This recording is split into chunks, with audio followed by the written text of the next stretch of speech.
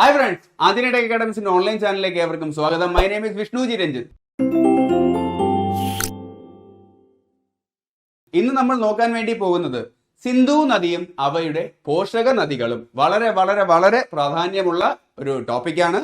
സ്ഥിരം മത്സര പരീക്ഷകൾ ഈ ഭാഗത്തു നിന്നുള്ള ചോദ്യങ്ങൾ ചോദിക്കാറുണ്ട്. അപ്പോൾ ഇതിനു മുന്നേ നമ്മൾ ഇന്ത്യൻ ഉപദ്വീപീയ നദികളെ കുറിച്ചിട്ടുള്ള ക്ലാസ് എടുത്തിട്ടുണ്ട്. അതിന്റെ ലിങ്ക് മുകളിൽ കൊടുത്തേക്കാം. അപ്പോൾ ഇന്ന് നോക്കാൻ വേണ്ടി പോകുന്നത് സിന്ധു നദിയും അവയുടെ പോഷക നദികളും. ഒറ്റ ക്ലാസ് കൊണ്ട് തന്നെ ഇതിൽ നിന്നും അറിയേണ്ട എല്ലാ കാര്യങ്ങളും നമുക്ക് പഠിച്ചു പോവാം. അത് മാത്രമല്ല, കോഡിലൂടെയും ഫോട്ടോയൊക്കെ കണ്ട് ഒരു കുഞ്ഞു കുഞ്ഞ് കഥയിലൂടെയും ഒക്കെ നമുക്ക് ഈ ക്ലാസ് പഠിച്ചു പോവാം. അപ്പോൾ ക്ലാസ് തുടങ്ങുന്നതിന് മുന്നേ ഞങ്ങൾ ചെയ്യുന്ന വീഡിയോസ് നിങ്ങൾക്ക് ഇഷ്ടമായാൽ ലൈക്ക് ചെയ്യാനും ഷെയർ ചെയ്യാനും സബ്സ്ക്രൈബ് ചെയ്യാനും മറക്കരുത്. ഞങ്ങളുടെ ക്ലാസ്സുകൾ റെഗുലർ ആയിട്ട് നിങ്ങളിലേക്ക് എത്തുവാനായിട്ട് ബെല്ലൈക്കണിൽ ക്ലിക്ക് ചെയ്യാനും മറക്കരുത്. അപ്പോൾ നമുക്ക് ക്ലാസ്സിലേക്ക് കിടക്കാം. അപ്പോൾ നമ്മൾ സിന്ധു നദിയെ കുറിച്ചിട്ടാണ് ആദ്യം നോക്കാൻ വേണ്ടി പോകുന്നത്. അത് കഴിഞ്ഞിട്ട് സിന്ധുവിന്റെ പോഷക നദികൾ ഓരോന്നായിട്ട് പഠിക്കാം. സിന്ധുവിന്റെ പോഷക നദികൾ ഏതൊക്കെയെന്ന് ചോദിച്ചു കഴിഞ്ഞാൽ ഝലം, ചിനാബ്, രവി, ബിയാസ്, സത്ലജ്. ഓക്കെ, ഇതൊക്കെയാണ് സിന്ധുവിന്റെ പോഷക നദികൾ. നമുക്ക് ഇതിൽ ഓരോന്നായിട്ട് പഠിക്കാം. സിന്ധുവിനെ കുറിച്ച് ആദ്യം അറിയേണ്ട കാര്യങ്ങളെല്ലാം ഞാൻ പറയാം, എന്നിട്ട് നമുക്ക് കോഡിലൂടെ കണക്ട് ചെയ്യാം. ഓക്കെ അല്ലേ? അപ്പോൾ സിന്ധു നദി ഇന്ത്യയുടെ ഹിമാലയൻ നദികളിൽ പടിഞ്ഞാറോട്ട് ഒഴുകുന്ന നദിയാണ് സിന്ധു നദിയും അവയുടെ പോഷക നദികളും. എവിടെ നിന്നാണ് സിന്ധു ഉത്ഭവിക്കുന്നതെന്ന് ചോദിച്ചു കഴിഞ്ഞു കഴിഞ്ഞാൽ ടിബറ്റിലെ മാനസരോവറിൽ നിന്നാണ് സിന്ധു ഉത്ഭവിക്കുന്നത്. ടിബറ്റിന്റെ മാനസപുത്രിയാണ് സിന്ധു എന്നോർത്തോളൂ. ഓക്കെ, ഇന്ത്യയിലേക്ക് പ്രവേശിക്കുന്നത് ലഡാക്കിലെ ലേ വഴിയാണ് ഇന്ത്യയിലേക്ക് സിന്ധു പ്രവേശിക്കുന്നത്. അവിടെ വെച്ച് ഷിയോക്ക്, നൂബ്ര എന്നീ രണ്ട് കുഞ്ഞൻ നദികളുമായിട്ട് സിന്ധു കൂടിച്ചേരും. എന്നിട്ട് നേരെ പാകിസ്ഥാനിലേക്ക് പ്രവേശിക്കും. പാകിസ്ഥാനിലെ മിത്താൻ കോട്ടിൽ വെച്ച് 5 പഞ്ചനദികൾ, സിന്ധുവിന്റെ ട്രിബ്യൂട്ടറി റിവേഴ്സ് ആയിട്ടുള്ള 5 നദികൾ സിന്ധുവിലേക്ക് കൂടിച്ചേരും. പോഷക നദികൾ, ട്രിബ്യൂട്ടറി റിവേഴ്സ്. ഓക്കെ, ഇതിലെ ജലം സിന്ധുവിലേക്ക് ട്രിബ്യൂട്ട് ചെയ്യുന്നു. അതുകൊണ്ടാണ് ട്രിബ്യൂട്ടറി റിവേഴ്സ് എന്നറിയപ്പെടുന്നത്. അവിടെ വെച്ചിട്ട് ഈ 5 നദികളും സിന്ധുവിലേക്ക് കൂടിച്ചേരും. എവിടെ വെച്ച് എന്ന് ചോദിച്ചു കഴിഞ്ഞാൽ പാകിസ്ഥാനിലെ മിത്താൻ കോട്ടിലെ പാഞ്ച്നാഥ് എന്ന സ്ഥലത്ത് വെച്ചിട്ടാണ് ഈ പഞ്ചനദികളും സിന്ധുവിലേക്ക് കൂടിച്ചേരുന്നത്. എവിടെ വെച്ചിട്ട്? പാഞ്ച്നാഥ്, മിത്താൻ കോട്ട്, പാകിസ്ഥാൻ. ഓക്കെ, അപ്പോ സിന്ധുവിന്റെ ഇന്ത്യയിലൂടെ ഒഴുകുന്ന നീളം എത്ര എന്ന് ചോദിച്ചു കഴിഞ്ഞാൽ അത് 700 കിലോമീറ്റർ ആണ്. പക്ഷെ ഇന്ത്യയിലൂടെ 700 കിലോമീറ്റർ ഒഴുകുന്നു എങ്കിലും സിന്ധുവിന്റെ മൊത്തം നീളം അത്രയുമല്ല, 3180 കിലോമീറ്റർ ആണ്. ഈ 5 നദികളും ഇന്ത്യയിൽ ഒഴുകുന്ന ഒരു സംസ്ഥാനമുണ്ട്. ഈ 5 നദികളും ഈ സംസ്ഥാനത്തിൽ കൂടെ ഒഴുകും. അതാണ് പഞ്ചാബ്. പഞ്ചനദികളുടെ നാട് എന്ന് പേര് വരാൻ കാരണം തന്നെ അതാണ്. ഓക്കെ, അങ്ങനെ മിത്താൻ കോട്ടിൽ വെച്ചിട്ട് ഈ 5 നദികളും സിന്ധുവിലേക്ക് കൂടിച്ചേരുന്നു. പിന്നെ പാകിസ്ഥാന്റെ ജീവരേഖ എന്നറിയപ്പെടുന്നത് സിന്ധു റിവർ ആണ്. പാകിസ്ഥാന്റെ ജീവരേഖ, ലൈഫ് ലൈൻ ഓഫ് പാകിസ്ഥാൻ എന്നറിയപ്പെടുന്നത്. പിന്നെ സിന്ധു പാകിസ്ഥാനിലെ കറാച്ചിയിൽ വെച്ച് അറബിക്കടലിൽ ഭവിക്കുന്നു. അപ്പോൾ ഇത്രയുമാണ് സിന്ധുവിനെ കുറിച്ചിട്ട് നമ്മൾ പഠിക്കേണ്ട കാര്യങ്ങൾ. നമുക്കിതെല്ലാം ഒരു കഥയിലൂടെ കണക്ട് ചെയ്താലോ? യെസ്, ഞാൻ പറഞ്ഞു ടിബറ്റിന്റെ മാനസപുത്രിയാണ് സിന്ധു. അതാണിത്. ഓക്കെ, അങ്ങനെ ഇരിക്കുമ്പോൾ സിന്ധുവിനൊരു ആഗ്രഹം, ഇന്ത്യയില് ലേയിലുണ്ടല്ലോ, ലേയിൽ നല്ല ലഡു കിട്ടും, അത് കഴിക്കണമെന്ന്. അപ്പോൾ സിന്ധു ഇന്ത്യയിലെ ലേ വഴി ലഡു കഴിക്കാൻ വേണ്ടി വന്നു. ലഡാക്ക് കേട്ടിട്ടില്ലേ? അതാണ്. അപ്പോൾ ലഡാക്ക് വഴിയാണ് ഇന്ത്യയിലേക്ക് പ്രവേശിക്കുന്നത്. ആരാണ്? ടിബറ്റിന്റെ മാനസപുത്രി. യെസ്, ടിബറ്റിലെ മാനസരോവറിലാണ് സിന്ധു ഉത്ഭവിക്കുന്നത്. എങ്കിൽ ആ ലഡു മേടിക്കുന്ന വഴി ഒരു ഷെയ്ഖിനെ കണ്ടു. ഷെയ്ഖിന്റെ നമ്പറിൽ സിന്ധു വീണുപോയി. ഇതാണ് ഷെയ്ഖിന്റെ നമ്പറിൽ സിന്ധു ഫ്ലാറ്റായി. ഓക്കെ അല്ലേ? യെസ്, ഷിയോക്ക്, നുബ്ര എന്നീ കുഞ്ഞൻ നദികൾ സിന്ധുവിലേക്ക് ചേരുന്നു. എവിടെ? ലഡാക്കിൽ വെച്ചിട്ട്.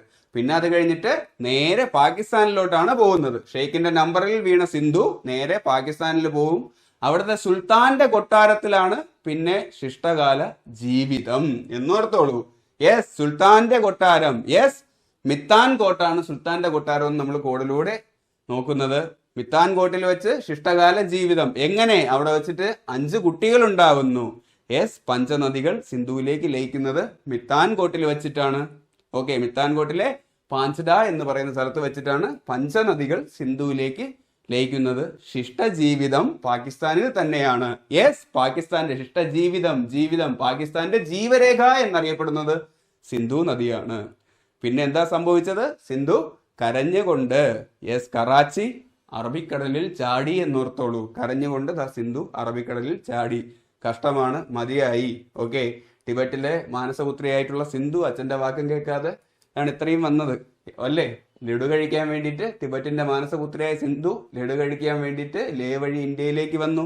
അവിടെ വെച്ച് കണ്ട ഒരു ഷെയ്ഖിന്റെ നമ്പറിൽ വീണു. പാകിസ്ഥാനിൽ പോയി സുൽത്താന്റെ കൊട്ടാരത്തിൽ വെച്ചിട്ട് 5 കുട്ടികൾ ജനിച്ചു.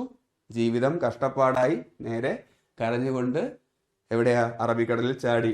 Yes, Tibet. ഓക്കെ, ടിബറ്റിലെ മാനസരോവറിൽ സിന്ധു ഉത്ഭവിക്കുന്നു. ലഡാക്ക് വഴി ഇന്ത്യയിലേക്ക് പ്രവേശിക്കുന്നു. അവിടെ വെച്ചിട്ട് ഷിയോക്ക്, നൂബ്ര എന്നീ നദികൾ, കുഞ്ഞൻ നദികൾ സിന്ധുവിലേക്ക് കൂടിച്ചേരുന്നു. നേരെ പാകിസ്ഥാനിലേക്ക് പോകുന്നു. പാകിസ്ഥാനിൽ വെച്ചിട്ട് മിത്താൻകോട്ട്, അതാണ് സുൽത്താന്റെ കൊട്ടാരം, മിത്താൻകോട്ടിൽ വെച്ചിട്ട് 5 നദികൾ പാഞ്ചഡ എന്ന സ്ഥലത്ത് വെച്ചിട്ട് സിന്ധുവിലേക്ക് ചേരുന്നു. കറാച്ചി, കരഞ്ഞുകൊണ്ട് അറബിക്കടലിൽ ചാടി എന്നല്ലേ. യെസ്, കറാച്ചിയിൽ വെച്ചിട്ട് സിന്ധു അറബിക്കടലിലേക്ക് ചേരുന്നു. ഇത്രയുമാണ് സിന്ധുവിന്റെ കാര്യം നോക്കാനുള്ളത്. ഇനി ഇതും കൂടെ നോക്കി വെച്ചോളൂ. ഈ ലഡു എന്ന് പറഞ്ഞു കഴിഞ്ഞാൽ ലഡു 700 രൂപയാണ് കേട്ടോ, 700 രൂപ. യെസ്, സിന്ധു ഇന്ത്യയിലൂടെ ഒഴുകുന്നത് 700 കിലോമീറ്റർ ആണ്. ഇന്ത്യൻ ഉപഭൂഖണ്ഡത്തിലെ ഏറ്റവും നീളം കൂടിയ നദിയാണ്. എന്നാൽ ഇന്ത്യയിലൂടെ ഒഴുകുന്നതില്, ഓക്കെ, ഇന്ത്യക്കുള്ളിലൂടെ ഒഴുകുന്നതിൽ ഏറ്റവും നീളം കൂടിയത് ഗംഗാ നദിയാണ്. എന്നാൽ ഇന്ത്യയിലൂടെ ഒഴുകുന്ന നദികളിൽ, ഓക്കെ, ഇന്ത്യയിൽ മാത്രമല്ലാതെ മൊത്തത്തിൽ നോക്കുമ്പോഴത്തേക്കും അത് സിന്ധുവാണ്. ഏറ്റവും കൂടുതൽ ജലം ഉൾക്കൊള്ളുന്നത് ഇന്ത്യയിലൂടെ ഒഴുകുന്നതിൽ അത് ബ്രഹ്മപുത്രയാണ്. ഓക്കെ, യഥാർത്ഥത്തില് ഈ സിന്ധുവിനെക്കാളും ബ്രഹ്മപുത്രയെക്കാളും ചെറിയ നദിയാണ് ഗംഗ. പക്ഷെ ഇന്ത്യയിലെ പൂർണ്ണമായി ഇന്ത്യയിലൂടെ ഒഴുകുന്നതിലെ ഏറ്റവും വലിയ നദി ഏത് എന്ന് ചോദിച്ചു കഴിഞ്ഞാൽ അത് ഗംഗാ നദിയാണ്. അങ്ങനെയെങ്കിൽ ഇത് ഓർത്ത് വെക്കൂ, ലഡു 700 രൂപ എന്നാണ്. യെസ്, സിന്ധു ഇന്ത്യയിലൂടെ ഒഴുകുന്നത് 700 കിലോമീറ്റർ മാത്രമേ ഉള്ളൂ. അതാ ഷെയ്ഖിന്റെ ഫോൺ നമ്പർ എന്ന് ഓർത്തോളൂ, 3180 എന്ന് ഓർത്തോളൂ. യെസ്, 3180 കിലോമീറ്റർ ആണ് സിന്ധുവിന്റെ നീളം. എന്നാൽ ഗംഗയുടെ നീളമോ 25 എന്നോർത്തോളൂ. ഓക്കെ, 2525 കിലോമീറ്റർ ആണ് ഗംഗയുടെ നീളം. എങ്കിൽ നമുക്ക് സിന്ധുവിന്റെ പോഷക നദികൾ നോക്കാം. അപ്പോ നമ്മൾ പറഞ്ഞിട്ടുണ്ടായിരുന്നു സിന്ധുവിന്റെ 5 ട്രിബ്യൂട്ടറി റിവേഴ്സ്, 5 സിന്ധുവിന്റെ പോഷക നദികൾ: ചലം, ചിനാബ്, രവി, ബിയാസ്, സത്ലജ്. ഓക്കെ, പഞ്ചാബിലൂടെ ഈ 5 നദികളും ഒഴുകുന്നുണ്ട്. അതുകൊണ്ടാണ് പഞ്ചാബിന് പഞ്ചനദികളുടെ നാട് എന്ന പേര് വന്നത്. ഇത് പാകിസ്ഥാനിലെ മിത്താൻകോട്ടിൽ വെച്ച് പാഞ്ച്നാർ എന്ന സ്ഥലത്ത് വെച്ചിട്ട് സിന്ധുവുമായി കൂടിച്ചേരുന്നു. അവിടെ നിന്ന് കറാച്ചിയിൽ വെച്ച് അറബിക്കടലിൽ ഭവിക്കുന്നു. അപ്പോ ചലം, ചിനാബ്, രവി, ബിയാസ്, സത്ലജ് ഇത്രയും കോഡിലൂടെ ഓർത്തിരിക്കാനായിട്ടുള്ള എളുപ്പമാർഗം. എന്നാൽ ഈ ഫോട്ടോ ഒന്ന് ഓർത്ത് വെച്ചാൽ മതി. ഓക്കെ, ഇതാണ് ബിസി ആയിട്ടുള്ള രവി എന്ന് ഓർത്തോളൂ. അദ്ദേഹം ഭയങ്കര ബിസിയാണ് കേട്ടോ.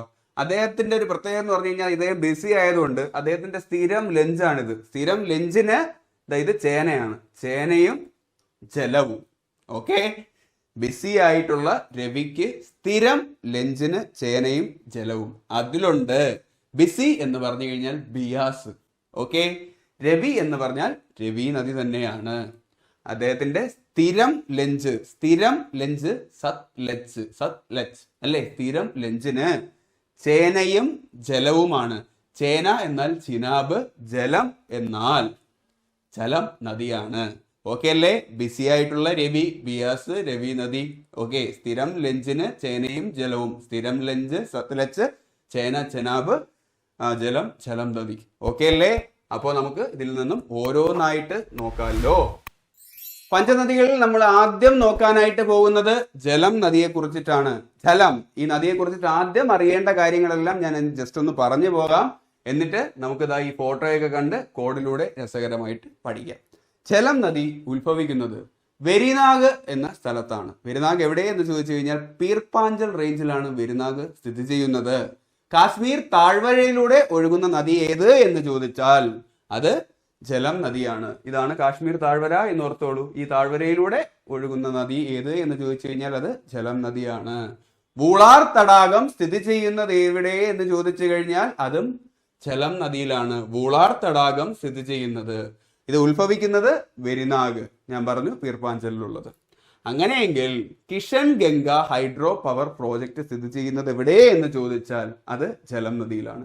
Kishan Ganga hydro power project. Uri dam സ്ഥിതി ചെയ്യുന്നത് എവിടെ എന്ന് ചോദിച്ചാൽ ഏത് നദിയിൽ എന്ന് ചോദിച്ചു കഴിഞ്ഞാൽ അതും ജലം നദിയിലാണ്. ജലം നദി സംഗമിക്കുന്നത്, ചേരുന്നത് ചെനാബ് നദിയുമായിട്ടാണ്. ജലം നദി ചെനാബുമായിട്ട് ചേർന്ന് പിന്നെ ഒരുമിച്ചൊഴുകി സിന്ധുവിൽ ഭവിക്കുന്നു. നേരത്തെ പറഞ്ഞു എവിടെ? മിത്താൻകോട്ടിലെ പാഞ്ച്നാദിൽ വെച്ച് സിന്ധുവിൽ ചേരും, പിന്നെ ഒരുമിച്ചൊഴുകി കറാച്ചിയിൽ വെച്ച് അറബിക്കടലിൽ ഭവിക്കുന്നു. അപ്പോൾ ജലം നദി കൂടിച്ചേരുന്നത് എവിടെയാണ്? ആദ്യമായിട്ട് ജനാബ്. ഓക്കെ, ജനാബിൽ എവിടെ, ഏത് സ്ഥലത്ത് വെച്ചാണെന്ന് ചോദിച്ചു കഴിഞ്ഞാൽ ജനാബുമായിട്ട് കൂട്ടിച്ചേരുന്നത് ട്രിമ്മു എന്ന് പറയുന്ന സ്ഥലത്ത് വെച്ചിട്ടാണ്. ട്രിമ്മു എന്ന സ്ഥലത്ത് വെച്ച് ജലം നദി ജനാബുമായി കൂടിച്ചേരുന്നു. ഓക്കെ, പാകിസ്ഥാൻ ജലം നദിയിൽ പണിത ഡാമിന്റെ പേര് ചോദിക്കും, അതാണ് മംഗല ഡാം. മംഗല ഡാം. ഓക്കെ അല്ലേ? ഇനി നമുക്കിതാ ഈ കാണുന്ന ഫോട്ടോയിലൂടെ ഇതെല്ലാം ഓരോന്നായിട്ട് കോഡിലൂടെ പഠിക്കാം. അപ്പൊ ഇതാണ് കാശ്മീർ താഴ്വര. കാശ്മീർ താഴ്വരയിലൂടെ ഒഴുകുന്ന നദി ഏത് എന്ന് ചോദിച്ചാൽ ജലം. ഏത് ജലമാണ് കാശ്മീർ താഴ്വരയിലൂടെ ഒഴുകുന്നത് എന്ന് ചോദിച്ചു കഴിഞ്ഞാൽ അത് ജലം നദിയിലെ ജലമാണ്. ഓക്കെ, ഈ ജലം കുടിക്കാനായിട്ട് അവിടെ ധാരാളം ഊളന്മാർ വരും. ഫോക്സ്, ഊളന്മാർ എന്ന് പറയില്ലേ, ഊളന്മാർ ഈ ജലം കുടിക്കാനായിട്ട് വരും. അതാണ് വൂളാർ തടാകം. ഓക്കെ, ഈ ജലം ഉത്ഭവിക്കുന്നത് എവിടെയെന്ന് നമ്മൾ പറഞ്ഞു? വെരിനാഗാണ്. യെസ്, ഈ ജലം കുടിക്കാൻ ഈ താഴ്വരയിൽ ധാരാളം നാഗങ്ങൾ കാണില്ലേ, അതാണ്. ഈ വെറി പിടിച്ച നാഗങ്ങൾ ഈ ജലം കുടിക്കാനായിട്ട് വരും, അല്ലെങ്കിൽ വെറി സമയത്ത് ഈ നാഗങ്ങൾ ഈ ജലം കുടിക്കാൻ വരും എന്ന് ഓർത്തോളൂ. അതുമാത്രമല്ല, ഈ ജലത്തിലുള്ള പദ്ധതി നമ്മൾ പറഞ്ഞു, Kishan Ganga hydro power project സ്ഥിതി ചെയ്യുന്നത് ജലം നദിയിലാണ്. അങ്ങനെയെങ്കിൽ ഇതാണ് കർഷകയായിട്ടുള്ള ഗംഗ എന്നോർത്തോളൂ. ഈ കർഷകയായിട്ടുള്ള ഗംഗ വിത്ത് വിതയ്ക്കുമ്പോഴത്തേക്ക് ഈ വിത്ത് നനയിക്കാനായിട്ട് ഈ ജലം ഉപയോഗിക്കുന്നു. അതാണ് കർഷകയായിട്ടുള്ള Ganga, Kishan Ganga hydro power project. അത് മാത്രമല്ല, ജലം നദി സംഗമിക്കുന്നത് എവിടെയെന്ന് ചോദിച്ചു കഴിഞ്ഞാൽ അത് ജനാബിലാണെന്ന് പറഞ്ഞു. ജനാബ്, അത് ജനാബ് അല്ല, ഈ ജനാബ് ആണെന്ന് ഓർത്തോളൂ. ഈ ജനാബ് ട്രിമ്മ് ചെയ്യുന്ന സമയത്ത് ഈ ജലമാണ് ഉപയോഗിക്കുന്നതെന്നും ഓർത്ത് വെച്ചോളൂ. ജലം ജനാബുമായിട്ട് ചേരുന്നത് നമ്മൾ പറഞ്ഞു ട്രിമ്മുവിൽ വെച്ചിട്ടാണ്. അത് ഈ ജനാബ് എന്നോർത്തോളൂ. ജനാബ് ട്രിമ്മ് ചെയ്യുമ്പോൾ ഉപയോഗിക്കുന്ന ജലവും ഇതാണ്. അപ്പോ ഒന്നും കൂടെ ഒന്ന് നോക്കാം. അതിനു മുന്നേ പാകിസ്ഥാനികൾ ഈ ജലം മംഗളകാര്യത്തിനും ഉപയോഗിക്കുന്നു. അതാണ് മംഗല ഡാം. പാകിസ്ഥാൻ ജലം നദിയിൽ കെട്ടിയ ഡാം ഏത് എന്ന് ചോദിച്ചു കഴിഞ്ഞാൽ അത് മംഗല ഡാം. അപ്പോൾ ഈ ഫോട്ടോയിലൂടെ ഓർത്ത് വയ്ക്കൂ, ഇങ്ങനെ വിഷ്വലി ഇമാജിൻ ചെയ്യൂ. വളരെ ഈസി ആയിട്ട് കണക്ട് ചെയ്യാം, കാണാതെ പഠിക്കേണ്ട ആവശ്യമില്ല. കാശ്മീർ താഴ്വര, അവിടെ ആദ്യം ഒരു ഫോക്സ് ഊളൻ ജലം കുടിക്കാനായിട്ട് വരുന്നു, നാഗങ്ങൾ ജലം കുടിക്കാനായിട്ട് വരുന്നു, കർഷകയായിട്ടുള്ള ഗംഗ ആ വെള്ളമെടുത്ത് വിത്ത് നനയിക്കുന്നു. പിന്നെ എന്താണ്, ഒരു ജനാബ് ട്രിം ചെയ്യുമ്പോഴത്തേക്കും, അതിൽ കാശ്മീർ താഴ്വരയില്ലേ, അവിടെ ധാരാളം പട്ടാളക്കാർ കാണും, അവിടെ ഒരു ജനാബ് ട്രിം ചെയ്യുമ്പോഴും ഈ ജലം ഉപയോഗിക്കുന്നു. വേറെ വെള്ളമില്ലല്ലോ, ഇത് മാത്രം മതി, ഇതിൽ നിന്ന് നമുക്ക് കണക്ട് ചെയ്യാന്നുള്ളതേ ഉള്ളൂ. അപ്പോ കാശ്മീർ താഴ്വരയിലൂടെ ഒഴുകുന്ന നദി എന്ന് പറഞ്ഞു കഴിഞ്ഞാൽ ജലം. വൂളാർ തടാകം സ്ഥിതി ചെയ്യുന്നു വെരിനാഗ് സ്ഥിതി ചെയ്യുന്നത് വെരിനാഗ് എന്ന സ്ഥലത്തു നിന്നാണ് ജലം നദി ഉത്ഭവിക്കുന്നത്. കിഷൻ ഗംഗ പവർ പ്രോജക്ട് ജലം നദിയിലാണ്.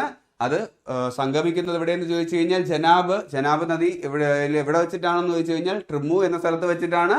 പാകിസ്ഥാൻ ഈ നദിയിൽ കെട്ടിയ ഡാം ഏത് എന്ന് ചോദിച്ചു കഴിഞ്ഞാൽ മംഗല ഡാം. ജലം നദിയുടെ പുരാതന കാലത്തെ നാമം എന്ത് എന്ന് ചോദിച്ചാൽ, പുരാതന കാലത്ത് ജലം നദി വിതാസ്ത എന്നാണ് അറിയപ്പെട്ടിരുന്നത്. വിതാസ്ത, വിത്ത് എന്നോർത്തോളൂ. വിത്ത് പൊട്ടി വളരാനായിട്ട് ജലം വേണമല്ലേ, അതാണ് കർഷകയായിട്ടുള്ള ഗംഗ വിത്തിന് ജലമൊഴിക്കും എന്ന് നമ്മൾ പഠിച്ചത്. അപ്പോൾ ആ വിത്താണ് വിതാസ്ത. കിഷൻ ഗംഗ പദ്ധതി, കർഷകയായിട്ടുള്ള ഗംഗ എന്ന് പഠിച്ചു. കർഷകയായിട്ടുള്ള ഗംഗ വിത്ത് നനയിക്കാൻ ഉപയോഗിക്കുന്ന ജലം, ആ വിത്താണ് വിതാസ്ത എന്നുകൂടി ഓർത്തോളൂ.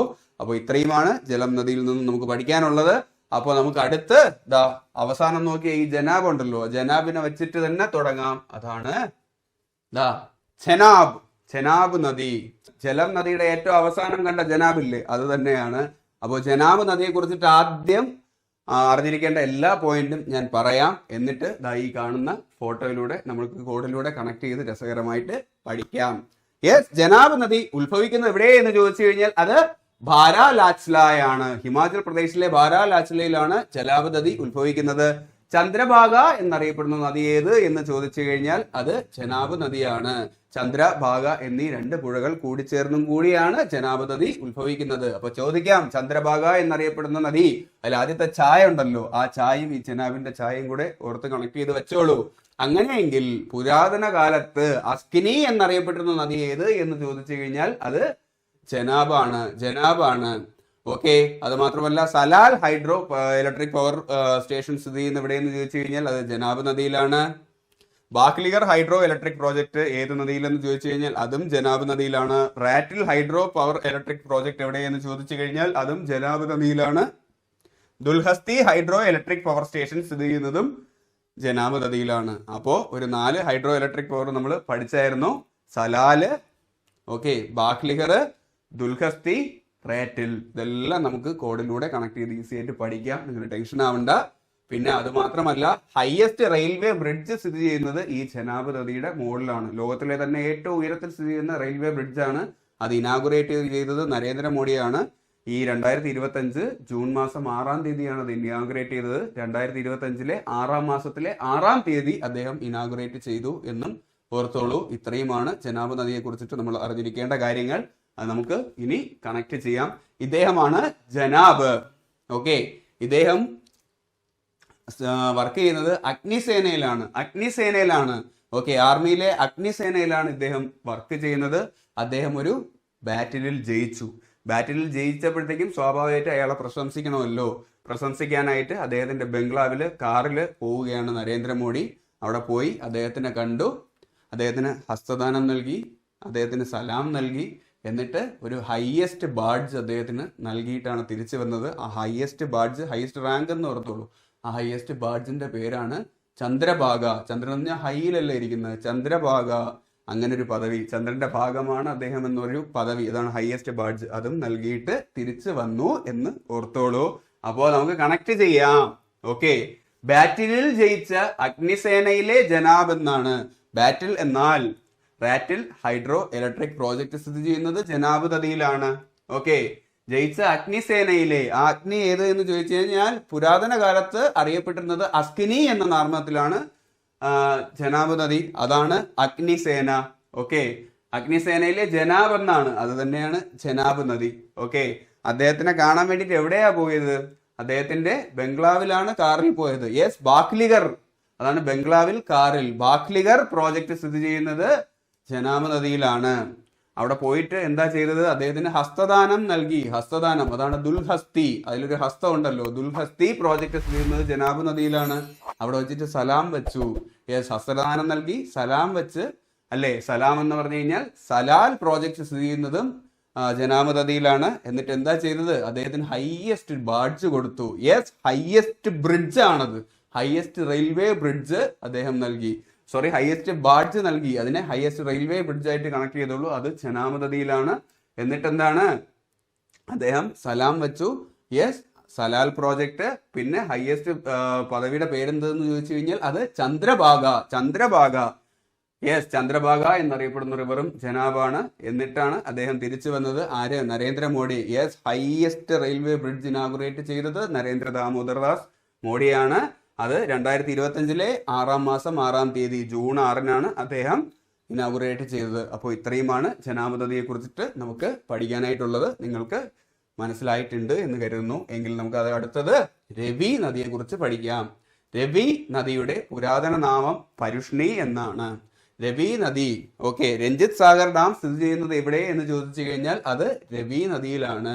ഐരാവതി എന്ന് പുരാതന കാലഘട്ടത്തിൽ അറിയപ്പെട്ടിരുന്ന നദി ഏത് എന്ന് ചോദിച്ചു കഴിഞ്ഞാൽ രവി നദിയാണ്. ഓക്കെ, നൂർജഹാന്റെയും ജഹാംഗീറിന്റെയും ശവകുടീരം സ്ഥിതി ചെയ്യുന്നതും ഈ രവി നദിയിലാണ്. തെയിൻ ഡാം സ്ഥിതി ചെയ്യുന്നത് രവി നദിയിലാണ്. ലാഹോറിന്റെ നദി എന്നറിയപ്പെടുന്നതും രവി നദിയാണ്. ഓക്കെ, രവി നദി ഉത്ഭവിക്കുന്നത് എവിടെ എന്ന് ചോദിച്ചു കഴിഞ്ഞു കഴിഞ്ഞാൽ കുളു വാലിയിലാണ്, ഹിമാചൽ പ്രദേശ്. ഓക്കെ, അപ്പോൾ ഇത്രയുമാണ് രവി നദിയെ കുറിച്ചിട്ട് നമുക്ക് അറിയേണ്ട കാര്യങ്ങൾ. അത് നമുക്ക് ഈ ഫോട്ടോയിലൂടെ ഓർത്ത് വെക്കാം. ഈ രവി എന്ന് പറയുന്ന മനുഷ്യൻ ഭയങ്കര പുളുവനാണെന്ന് ഓർത്തോളൂ. ഭയങ്കര പുളുവടിക്കാരനാണ്. അപ്പോൾ അദ്ദേഹത്തിന്റെ കൂട്ടുകാരനായ രഞ്ജിത്തിനോട് പറഞ്ഞ പുളുവിൽ നിന്നാണ് നമ്മളിതെല്ലാം കണക്ട് ചെയ്യാൻ വേണ്ടി പോകുന്നത്. രവി രഞ്ജിത്തിനോട് പറഞ്ഞ പുളു എന്താണെന്ന് അറിയാവോ? ആ കാലത്ത് രവിയുടെ വീട്ടില് അദ്ദേഹത്തിന് ഐരാവതം ഉണ്ടായിരുന്നു. ഐരാവതം എന്ന് പറഞ്ഞു കഴിഞ്ഞാൽ വെളുത്ത ആനയാണ്, അല്ലേ? ഇതാണ് ഐരാവതം. ആ ഐരാവതത്തിനെ നോക്കാനായിട്ട് 100 ജവാന്മാരുണ്ടായിരുന്നു. അടുത്ത പുളു. ഓക്കെ, ഐരാവതം ഉണ്ടായിരുന്നു. ആ ഐരാവതത്തിനെ നോക്കാൻ 100 ജവാന്മാരുണ്ടായിരുന്നു. അത് മാത്രമല്ല, ആ ഐരാവതത്തിനെ കൊണ്ടുപോകാനായിട്ട് വലിയ ലോറി ഉണ്ടായിരുന്നു. പിന്നെ അതിനെ കുളിപ്പിക്കാനും രവിക്ക് കുളിക്കാനൊക്കെ പണ്ട് തേനിലുള്ള പുഴ എന്ന് കേട്ടിട്ടില്ലേ? തേനിലുള്ള ഡാമും ഉണ്ടായിരുന്നു. ഇത്രയുമാണ് രവി പറഞ്ഞ പുളു. ഇതിൽ നിന്നും നമുക്ക് കണക്ട് ചെയ്യാം. യെസ്, രവി നദി. രവി കുളു ആണ് പറഞ്ഞത്. യെസ്, കുളു താഴ്വരയിൽ രവി നദി ഉത്ഭവിക്കുന്നു. ആരോട് പറഞ്ഞു? കൂട്ടുകാരനായ രഞ്ജിത്തിനോടാണ് പറഞ്ഞത്. യെസ്, രഞ്ജിത്ത് സാഗർ ഡാം സ്ഥിതി ചെയ്യുന്നത് രവി നദിയിലാണ്. അദ്ദേഹം എന്തൊക്കെയാണ് പറഞ്ഞത്? അദ്ദേഹത്തിന് ഐരാവതം ഉണ്ടായിരുന്നു, ഐരാവതി എന്നറിയപ്പെടുന്ന നദി. ഓക്കെ, ആ ഐരാവതത്തിനെ നോക്കാനായിട്ട് 100 ജവാന്മാരുണ്ടായിരുന്നു. അതിൽ നിന്നും കണക്ട് ചെയ്യാം. നൂർജഹാന്റെയും ജഹാംഗീറിന്റെയും ശവകുടീരം. എന്നിട്ട് എന്താ പറഞ്ഞ? ഐരാവതത്തിനെ കൊണ്ടുപോകാനായിട്ട് ലോറി ഉണ്ട്. യെസ്, ലോറി എന്ന് പറഞ്ഞു കഴിഞ്ഞാൽ ലാഹോർ എന്നോർത്തോളൂ. ലാഹോറിന്റെ നദി എന്നറിയപ്പെടുന്നത് രവി നദിയാണ്. തെയിൻ ഡാം സ്ഥിതി ചെയ്യുന്നത് ഏത് നദിയിലെന്ന് ചോദിച്ചു കഴിഞ്ഞാൽ രവി നദിയിലാണ്. യെസ്, രവിക്കും ആ ആനയ്ക്കും കുളിക്കാനായിട്ട് എന്തിന്റെ ഡാം ഉണ്ടെന്നാ പറഞ്ഞത്? തേന് കൊണ്ടുള്ള പുഴയിലെ ഡാം, അതാണ് തെയിൻ ഡാം. ഇത്രയുമാണ് രവി പറഞ്ഞ പുഴു. ഐരാവതമുണ്ട്, അതിനെ നോക്കാൻ 100 ജവാന്മാരുണ്ട്, അതിനെ കൊണ്ടുപോകാനായിട്ട് ലോറിയുണ്ട്, പിന്നെ കുളിക്കാൻ തേനിലെ ഡാമുണ്ട്. ഐരാവതി, നൂർജഹാന്റെയും ജഹാംഗീറിന്റെയും ശവകുടീരം, ലോറി ലാഹോറിന്റെ നദി എന്നറിയപ്പെടുന്നു. തെയിൻ ഡാം കുളുവാണ് പറഞ്ഞത്, കുളുവിൽ ഉത്ഭവിക്കുന്നു പറഞ്ഞത് രഞ്ജിത്തിനോടാണ്. രഞ്ജിത്ത് സാഗർ ഡാം സ്ഥിതി ചെയ്യുന്നത് രവി നദിയിലാണ്. ഓക്കെ, പഞ്ചാബിലൂടെ ഒഴുകുന്ന പഞ്ചനദികളിൽ പഞ്ചാബിലൂടെ ഏറ്റവും ചെറിയ നദി ഏത് എന്ന് ചോദിച്ചു കഴിഞ്ഞാൽ അത് രവിയാണ്. പഞ്ചാബിലൂടെ ഏറ്റവും കുറച്ച് ഒഴുകുന്നത് രവിയാണ്. ഓക്കെ, രഞ്ജിത്ത് സാഗർ ഡാം സ്ഥിതി ചെയ്യുന്നത് രവി നദിയിലാണ്, പഞ്ചാബിലാണ്. ഇത്രയുമാണ് ഓർത്തു വെക്കേണ്ടത്. മനസ്സിലായിട്ടുണ്ട് എന്ന് കരുതുന്നു. അപ്പോൾ നമുക്ക് അടുത്തതിലേക്ക് പോവാം. അപ്പോൾ നമുക്ക് അടുത്ത് നോക്കാനായിട്ടുള്ളത് സത്ലജ് ആണ്. സത്ലജ് നോക്കുന്നതിന് മുന്നേ ഞങ്ങളുടെ ക്ലാസിന്റെ നോട്ടിന്റെ PDF, ഈ PPT പ്രസന്റേഷൻ ഉണ്ടല്ലോ, ഇതിന്റെ PDF ആയിട്ട് നിങ്ങൾക്ക് വേണം എന്നുണ്ടെങ്കിൽ താഴെ ഡിസ്ക്രിപ്ഷനിൽ ഞങ്ങളുടെ ടെലഗ്രാം ചാനലിന്റെ ലിങ്ക് കൊടുത്തിട്ടുണ്ട്. അങ്ങോട്ട് പോകുന്നോളൂ, അവിടെ ജോയിൻ ചെയ്തോളൂ. അവിടെ എല്ലാ ക്ലാസിന്റെയും PDF നോട്ട്സ് അവൈലബിൾ ആണ്. അപ്പോൾ നമുക്ക് അടുത്ത് സത്ലജ് ആണ് നോക്കേണ്ടത്. ആദ്യം സത്ലജിനെ കുറിച്ചിട്ടുള്ള മെയിൻ പോയിന്റ്സ് ഞാൻ ക്ലാസ്സിൽ പറഞ്ഞതുപോലെ ആദ്യം മെയിൻ പോയിന്റ്സ് എല്ലാം പറയാം. എന്നിട്ട് നമുക്ക് രസകരമായിട്ടുള്ള ഈ ഫോട്ടോ കണ്ട് കോഡിലൂടെ പഠിക്കാം. അപ്പോൾ സത്ലജ്, പേരിൽ മാത്രമേ സത്തുള്ളൂ, അതൊരു ശത്രുവാണ് എന്ന് ഓർത്തോളൂ. പേരില് സത് നാമമാണ് സത്ലജ്, യഥാർത്ഥത്തിൽ നമ്മുടെ ശത്രുവാണ് എന്ന് ഓർത്തോളൂ. അപ്പോ സത്ലജിന്റെ പുരാതന നാമം ഏത് എന്ന് ചോദിച്ചു കഴിഞ്ഞാൽ ശതദ്രു, അതിനൊരു ശത്രു ഇല്ലേ? അപ്പൊ സത്ലജ് ശത്രു എന്ന് ഓർത്തോളൂ. അതിൽ തന്നെ ഉണ്ട് സത് അല്ലെ, ശത്രു. ഋഗ്വേദത്തിൽ ഏറ്റവും കൂടുതൽ പരാമർശിച്ചിട്ടുള്ളത് ശതദ്രു അല്ലെങ്കിൽ സത്ലജിനെ കുറിച്ചിട്ടാണ്. സത്ലജ് ഉത്ഭവിക്കുന്നത് എവിടെ എന്ന് ചോദിച്ചു കഴിഞ്ഞു കഴിഞ്ഞാൽ ടിബറ്റിലെ മാനസരോവറിലെ രാക്ഷസ്ഥാൽ എന്ന സ്ഥലത്താണ്. ടിബറ്റിന്റെ മാനസപുത്രിയായ സിന്ധുവിനെ കുറിച്ചിട്ടാണ് നമ്മൾ ആദ്യം നോക്കിയത്. ഇത് ടിബറ്റിന്റെ മാനസപുത്രനായ രാക്ഷസ്ഥാൽ. സത്ലജ് ശത്രുവാണ്, ഇന്ത്യയുടെ ശത്രുവാണ് എന്നും ഓർത്തോളൂ. സത്ലജ് ഇന്ത്യയിലേക്ക് പ്രവേശിക്കുന്നത് ഷിപ്കില പാസ് വഴിയാണ് ഇന്ത്യയിലേക്ക് പ്രവേശിക്കുന്നത്. Sutlej Yamuna linked canal project. Sutlej ഏത് നദിയുമായിട്ടാണ് കനാൽ ലിങ്ക്ഡ് പ്രോജക്ട് ഉള്ളതെന്ന് പറഞ്ഞാൽ Sutlej Yamuna linked canal project ആണ്. SYL എന്നും അറിയപ്പെടുന്നു. ഓക്കെ, ഇന്ദിരാഗാന്ധി കനാൽ സ്ഥിതി ചെയ്യുന്നത് ഏത് നദിയിൽ എന്ന് ചോദിച്ചു കഴിഞ്ഞു കഴിഞ്ഞാൽ അത് സത്ലജ് നദിയിലാണ്, രാജസ്ഥാനിലാണ് ഇന്ദിരാഗാന്ധി കനാല്. സർഹിന്ദ് കനാൽ സ്ഥിതി ചെയ്യുന്നത് സത്ലജ് നദിയിലാണ്. സത്ലജ് നദിയിലാണ്. ബക്രാനങ്കൽ ഡാം സ്ഥിതി ചെയ്യുന്നത് സത്ലജ് നദിയിലാണ്. ആ ബക്രാനങ്കൽ ഡാമിന്റെ ജലസംഭരണിയാണ് ഗോവിന്ദ് സാഗർ. ഇതില് ബക്ര ഹിമാചൽ പ്രദേശിലാണ് സ്ഥിതി ചെയ്യുന്നത്. നങ്കൽ എവിടെയെന്ന് ചോദിച്ചു കഴിഞ്ഞാൽ അത് പഞ്ചാബിലുമാണ് സ്ഥിതി ചെയ്യുന്നത്. പഞ്ചനദികളിൽ ഏറ്റവും സൗത്തിലൂടെ ഒഴുകുന്ന നദി ഏത് എന്ന് ചോദിച്ചു കഴിഞ്ഞാൽ അത് സത്ലജ് ആണ്. സത് എന്ന് പറഞ്ഞു കഴിഞ്ഞാൽ സൗത്ത് എന്നും ഓർത്തോളൂ. പഞ്ചനദികളിൽ ഏറ്റവും സൗത്തിലായിട്ട് ഒഴുകുന്നതും സത്ലജ് ആണ്. കാർച്ചം വാങ്തോ ഹൈഡ്രോ ഇലക്ട്രിക് പ്രോജക്ട് ഏത് നദിയിലാണ് സ്ഥിതി ചെയ്യുന്നതെന്ന് ചോദിച്ചു കഴിഞ്ഞാൽ സത്ലജിലാണ്. അപ്പൊ ഇത്രയും കാര്യങ്ങളാണ് നമുക്ക് നോക്കാനുള്ളത്. ഈ പറഞ്ഞ കാര്യങ്ങളൊക്കെ നമുക്ക് ഒരു കഥാരൂപേണ പഠിച്ചാലോ. അപ്പോ ഇതാണ് സത് നാമം ഉണ്ടെങ്കിലും ശത്രുവായിട്ടുള്ള രാക്ഷസൻ. ഓക്കെ, അദ്ദേഹം ഇന്ത്യയിലോട്ട് ഷിപ്പിൽ വരികയാണ്. ഷിപ്പിൽ ഇന്ത്യയിലേക്ക് വന്നു. അവിടെ വെച്ച് അത്ഭുത ദ്വീപിന്റെ കഥ പോലെ കേട്ടിരുന്നത്, അത്ഭുത ദ്വീപ് സിനിമയില്ലേ, അതിന്റെ കഥ പോലെ. ഇതാണ് ശത്രുവായിട്ടുള്ള രാക്ഷസൻ. അദ്ദേഹം കപ്പലിൽ ഇന്ത്യയിലേക്ക് വന്നു. അവിടെ വെച്ചിട്ട് രാജ്ഞിയെ കണ്ടു, അതാണ് യമുനയെ കണ്ടു, ഇഷ്ടമായി. എന്നിട്ട് കാറിൽ കടത്തിക്കൊണ്ടുപോകുമ്പോഴത്തേക്കും ഇത് രാജ്യത്തിന്റെ പ്രധാനമന്ത്രിയായ ഇന്ദിരാഗാന്ധി അറിഞ്ഞു. അയൺ ലേഡി അല്ലേ, ഇന്ദിരാഗാന്ധി അറിഞ്ഞു. അവനെ ഒതുക്കാനായിട്ട് ഹിന്ദുക്കളുടെ സാറായിട്ടുള്ള ഗോവിന്ദനെ അയച്ചു. ഹിന്ദുക്കളുടെ ഗോഡ് എന്നല്ലേ പറയുന്നത്, ഹിന്ദുക്കളുടെ സാറെന്നും പറയാം. അപ്പൊ ഹിന്ദുക്കളുടെ സാറായിട്ടുള്ള ഗോവിന്ദനെ അറിയിച്ചു. അദ്ദേഹം ഈ ഭീകരനുമായി അംഗം കുറിച്ചു. അദ്ദേഹം ഭീകരനെ ചന്നം ഭിന്നമാക്കി എന്നോർത്തോളൂ. അദ്ദേഹം ഈ ഭീകരനുമായിട്ട് അംഗം കുറിച്ചു. അത്രയിലുമുണ്ട്. ഓക്കെ, ഇതാണ് സത് നാമമെങ്കിലും ഇന്ത്യയുടെ ശത്രുവായ രാക്ഷസൻ. യെസ്, പുരാണങ്ങളിൽ അറിയപ്പെടുന്നത് ശതദ്രു. ഓക്കെ, രാക്ഷസൻ. യെസ്, ടിബറ്റിന്റെ മാനസപുത്രനായ രാക്ഷസനാണ്. ടിബറ്റിലെ മാനസരോവറിലെ രാക്ഷസ് താലയിൽ ഉത്ഭവിക്കുന്നു സത്ലജ്. ഷിപ്പിലാണ് വന്നത്. യെസ്, ഷിപ്കില പാസിൽ നിന്നാണ് ഇന്ത്യയിലേക്ക് പ്രവേശിക്കുന്നത്. ഷിപ്കില പാസ് എവിടെയെന്ന് ചോദിച്ചു കഴിഞ്ഞാൽ ഹിമാചൽ പ്രദേശിലാണ്. അവിടെ വെച്ചിട്ട് അത് കഴിഞ്ഞിട്ട് എന്താണ്, യമുന ദേവിയെ കണ്ടുമുട്ടിയെന്നാണ്. Yes, Sutlej Yamuna linked canal project ഉണ്ട്. അതാണ് യമുന ദേവിയെ കണ്ടുമുട്ടി എന്ന് പറഞ്ഞത്. പിന്നെ അത് കഴിഞ്ഞ ശേഷം കാറിലാണ് കടത്തിക്കൊണ്ടു പോകുന്നത്. Karcham Wangtoo hydro electric project Sutlej നദിയിലാണ്. ഇന്ദിരാഗാന്ധി ഇതറിഞ്ഞു. ഇന്ദിരാ കനാല്, രാജസ്ഥാനിലെ ഇന്ദിരാ കനാല് ഇന്ത്യയിലെ ഏറ്റവും വലിയ കനാലാണ് സുഹൃത്തുക്കളെ. ഇന്ദിരാഗാന്ധി ഇതറിഞ്ഞിട്ട് ഇയാളെ രാക്ഷസനെ ഒതുക്കാനായിട്ട് ഹിന്ദുക്കളുടെ സാറിനെയാണ് വിളിച്ചത്. യെസ്, സർഹിന്ദ് കനാൽ സ്ഥിതി ചെയ്യുന്നതും സത്ലജ് റിവറിലാണ്. അദ്ദേഹം വന്നു. അദ്ദേഹം വന്നിട്ട് ഭീകരനുമായിട്ട് അംഗം കുറിച്ചു. അതാണ് ബക്രാൻ അങ്കൽ ഡാം സ്ഥിതി ചെയ്യുന്നത് സത്ലജിലാണ്. അദ്ദേഹം ഭീകരനുമായിട്ടുള്ള അംഗം കുറിച്ചു. അദ്ദേഹം ആരായിരുന്നു? അദ്ദേഹമാണ് ഗോവിന്ദൻ, ഹിന്ദുക്കളുടെ സാറായിട്ടുള്ള ഗോവിന്ദൻ അല്ലേ? യെസ്, ഗോവിന്ദ് സാഗർ, ബക്രാൻ അങ്കലിന്റെ ജലസംഭരണിയായ ഗോവിന്ദ് സാഗർ. ഇതെല്ലാം സത്ലജ് നദിയിലാണ്. അതുമാത്രമല്ല, അംഗം കുറിച്ചതിനു ശേഷം അദ്ദേഹം ഇയാളെ ചന്നം ഭിന്നമാക്കി. യെസ്, ചെനാബിലാണ് സത്ലജ് ലയിക്കുന്നത്. അപ്പൊ ഇത്രയുമാണ് ഇതിൽ നിന്നും നമുക്ക് അറിയാനുള്ള മെയിൻ ആയിട്ടുള്ള കാര്യങ്ങൾ. നിങ്ങൾ ഒന്ന് ഇമാജിൻ ചെയ്ത് ഓർത്തു വെക്കൂ. വളരെ ഈസി ആയിട്ട് നമുക്ക് കണക്ട് ചെയ്യാവുന്നതേ ഉള്ളൂ. അപ്പൊ മനസ്സിലായിട്ടുണ്ട് എന്ന് കരുതുന്നു. അങ്ങനെയെങ്കിൽ പഞ്ചനദികളിൽ ഏറ്റവും അവസാനത്തെ ബിയാസിനെ കുറിച്ച് നമുക്ക് നോക്കാം. അപ്പോ ബിയാസിനെ കുറിച്ചിട്ട് നമുക്ക് അറിഞ്ഞിരിക്കേണ്ട പോയിന്റ് എല്ലാം ഞാൻ പറയാം. എന്നിട്ട് നമ്മൾ സാധാരണ ചെയ്യുന്ന പോലെ തന്നെ ഫോട്ടോയിലൂടെ കണക്ട് ചെയ്യാം. ബിയാസിന്റെ പുരാതന നാമം വിപാസ എന്നാണ്. ബിയാസ് ഉത്ഭവിക്കുന്നത് റോഹ്താങ് പാസിലാണ്, ഹിമാചൽ പ്രദേശിലാണ് റോഹ്താങ്. അങ്ങനെയെങ്കിൽ വേദകാലഘട്ടത്തിൽ ബിയാസ് അറിയപ്പെടുന്നത് ആർജിക എന്നാണ്. അത് മാത്രമല്ല, സിന്ധുവിന്റെ പോഷക നദികളിൽ ഏറ്റവും ചെറിയ റിവർ ഏത് എന്ന് ചോദിച്ചു കഴിഞ്ഞാൽ ബിയാസ് ആണ്. ബിയാസ് എന്ന് പറഞ്ഞാൽ ബീസ് എന്ന് പഠിച്ചോളൂ. ബീസ്, ഹിന്ദിയിൽ ബീസ്. ആ 20 കിലോമീറ്ററേ ഉള്ളൂ അല്ലെ, 20 കിലോമീറ്ററേ ഉള്ളൂ എന്ന് ഓർത്തോളൂ. അപ്പോൾ ബിയാസ് ആണ് സിന്ധുവിന്റെ ഏറ്റവും ചെറിയ ട്രൈബ്യൂട്ടറി റിവർ.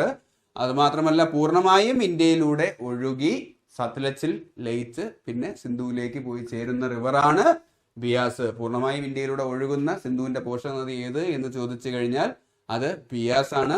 പോങ് ഡാം സ്ഥിതി ചെയ്യുന്നത് ഏത് നദിയിലെന്ന് ചോദിച്ചു കഴിഞ്ഞു കഴിഞ്ഞാൽ ബിയാസിലാണ് പോങ് ഡാം സ്ഥിതി ചെയ്യുന്നത്. ബിയാസ് എവിടെ വെച്ചിട്ടാണ് സത്ലജിൽ ചേരുന്നതെന്ന് പറഞ്ഞു കഴിഞ്ഞാൽ കപൂർത്തലയിലെ ഹരികെ എന്ന സ്ഥലത്ത് വെച്ചിട്ടാണ് സത്ലജിൽ ചേരുന്നത്. ഇത്രയുമാണ് ബിയാസിനെ കുറിച്ചിട്ട് നമുക്ക് അറിഞ്ഞിരിക്കേണ്ടത്. അപ്പോൾ അതാ നോയിക്കേ,